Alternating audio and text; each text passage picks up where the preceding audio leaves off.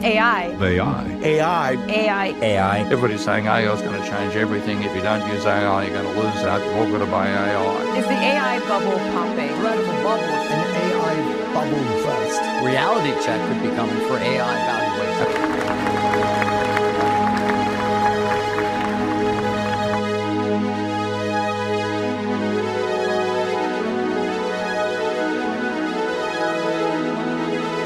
तो दोस्तों, क्या आपको पता है दुनिया की सबसे बड़ी कंपनीज गूगल, माइक्रोसॉफ्ट और मेटा ने पिछले 12 महीने में $360 बिलियन का खर्चा करा है। ये इतना पैसा है जितना कि कई देशों की जीडीपी भी नहीं। लेकिन सवाल ये है कि ये पैसा जा कहाँ? ये पैसा जा रहा है उन डब्बानुमा बिल्डिंगों में जहाँ हजारों एनवीडिया चिप दिन रात बिजली फूक रही है।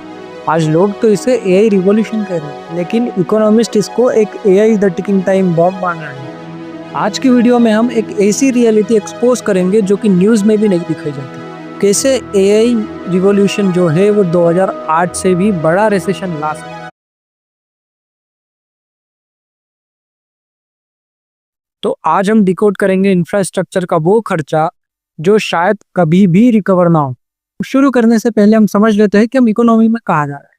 तो पहले डाटा सेंटर्स स्टोरेज और होस्टिंग के लिए यूज होते थे, पर आज के ये एआई डेटा सेंटर्स फैक्ट्रीज है जिनका काम है टोकन्स को प्रोड्यूस करना। ये वो वर्ड्स या इमेजेस है जो चैट जीपीटी या क्लाउड प्रोड्यूस करते हैं। दुनिया भर में $5.2 ट्रिलियन का इन्वेस्टमेंट चाहिए सिर्फ एआई रिलेटेड डेटा सेंटर्स बनाने के लिए।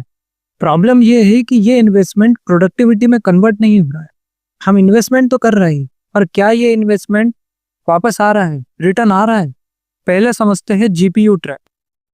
यहाँ पर सबसे बड़ी प्रॉब्लम आती है मेंटेनेंस और डेप्रिसिएशन की। एक नॉर्मल फैक्ट्री 20 साल चलती है, लेकिन एनवीडिया की ये जीपीयू चिप्स जो है, एक्सपर्ट्स के माने तो इनकी लाइफ 3 से 5 साल है। 3 से 5 साल में इसे फिर से बदलना पड़ेगा। इसे आप इस तरह से समझिए कि माइक्रोसॉफ्ट ने $100 बिलियन की जीपीयू चिप्स खरीदे, पर 3 से 5 साल में उसे फिर से वही $100 बिलियन के जीपीयू चिप्स फिर से खरीदना पड़ेगा। और ये तो चिप्स की बात हुई। इन डेटा सेंटर्स का कॉस्ट और मेंटेनेंस इतना हाई है कि 75% ऑफ द कॉस्ट केवल इनके अपग्रेड और इलेक्ट्रिसिटी और वाटर में चले जाएगा। ये एक ऐसा ब्लैक होल है जो पैसा निकल रहा है बस। अब थोड़ा सा रेवेन्यू के बारे में समझ लेते हैं। फैक्ट चेक करें तो एआई कंपनीज जो है $660 बिलियन का खर्चा करेगी इस साल एआई पर, लेकिन इनका रेवेन्यू कितना है? फिलहाल तो ये स्पेंडिंग का बस एक छोटा सा पोर्शन है। अब यहाँ पर इन्वेस्टर्स पैनिक कर रहे हैं। इससे पहले हर टेक रिवॉल्यूशन में, चाहे वो इंटरनेट हो या क्लाउड हो, स्पेंडिंग के साथ साथ रेवेन्यू भी आता था। पर यहाँ पर स्पेंडिंग हुए जा रहा है, रेवेन्यू इतना नहीं आ रहा। और अगर ये पैसा 2026 में रिकवर नहीं हुआ या फिर ये इन्वेस्टमेंट 2026 में रिकवर नहीं हुआ तो इन्वेस्टर्स अपना पैसा निकालेंगे, और उसके बाद जो क्रैश आएगा उससे तो भगवान ही बचाए। इन सब में अपन 2 टर्म और समझते हैं, एसवीपी और सर्कुलर लूप। देखिए, अब जरा सोचिए, कोई भी कंपनी कुछ भी बड़ा प्रोजेक्ट उठाने से पहले या बड़ा प्रोजेक्ट इनिशिएट करने से पहले उसके पास का पैसा नहीं खर्च करती, वो लेती है लोन। और यहाँ एंट्री होती है एसवीपी की, स्पेशल पर्पस व्हीकल। अब ये कोई गाड़ी नहीं, ये एक लीगल एंटिटी। एसवीपी को आप ऐसा समझिए, ये इन्हीं टेक जायंट्स की एक कंपनी है जो कि लोन लेगी बैंक से। ऐसा ये क्यों कर रहे हैं? ताकि इनकी जो मेन कंपनी है गूगल, मेटा या फिर एंथ्रोपिक, उसके बैलेंस शीट में ये लोन शो ना करे, और ये लोन लेंगे उस एसवीपी के नाम से। तो लोन तो मिल गया, हमने हमारी बैलेंस शीट में दिखाया भी नहीं कि हमने लोन लिया है, और हमारे पास पैसा भी आ गया है। अब हम उस पैसे को खर्च भी करेंगे। लेकिन इससे भी भयानक चीज है जिसको हम बोल रहे हैं सर्कुलर लूप। इमेजिन करिए, माइक्रोसॉफ्ट इन्वेस्ट करता है ओपन एआई में। ओपन एआई वही पैसे से माइक्रोसॉफ्ट के क्लाउड क्रेडिट खरीदता है।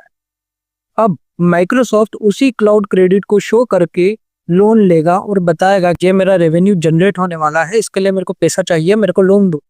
मतलब एक ही कंपनी, पहले तो मैंने उस कंपनी को पैसा दिया, वही कंपनी से मैंने मेरा प्रोडक्ट भी बिकवा लिया, और वही प्रोडक्ट बिकवाली के नाम पे मैं लोन ले लेता हूँ, और अब मैं वो पैसा खर्च करूंगा डेटा सेंटर बनाने। ये एक एआई ग्रोथ लूप है। एनवीडिया स्टार्टअप्स में खर्चा कर रहा है ताकि वही स्टार्टअप्स जो है वो एनवीडिया की चिप्स खरीदे, अपनी डिमांड को खुद ही क्रिएट करते। ये कुछ वैसा ही है जैसा 2008 में हाउसिंग क्राइसिस में हुआ था। बैंक्स एक दूसरे को लोन खुल के दे रहे थे, लेकिन ये लूप तब तक चलेगा जब तक नया पैसा आ रहा है।